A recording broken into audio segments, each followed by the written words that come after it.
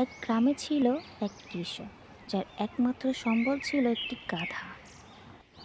করিম গাধার গায়ে চালের বস্তা রাখছে আর বলছে, ওরে গাধা, তুই যদি না থাকতি তাহলে আমার কি যে হতো।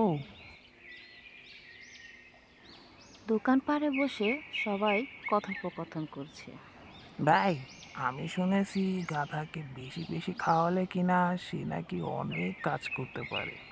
এই জন্যই তো বেশি বেশি খাইয়ে বেশি বেশি কাজ করাও। কথাটা সত্যি নাকি ভাই? তাহলে আমি আমার গাধাকে একসাথে বেশি করে খাওয়াবো আর 3 দিনের কাজ করিয়ে নেব। কৃষক তার কথা মতো তার গাধাকে গাদা গাদা খেতে দিল। গাধাটাও এতদিন পরে একসাথে এত খাবার পেয়ে খেয়েই চলেছে তো খেয়েই চলেছে। একসাথে এত খাবার খেতে গাধার প্রায় আধা দিন লাগলো। তাই সে ক্লান্ত হয়ে দাঁড়িয়ে রইল। কৃষক গাধাকে কাজের জন্য নিয়ে যেতে চাইলে গাধা তার জায়গা থেকে এক পাও নড়ে না।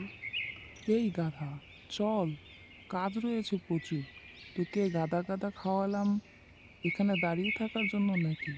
চল বলছি, চল।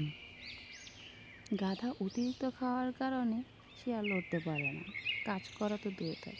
কৃষক অবশেষে বুঝতে পারে অতিরবে লাভ নয়, ক্ষতি হয়।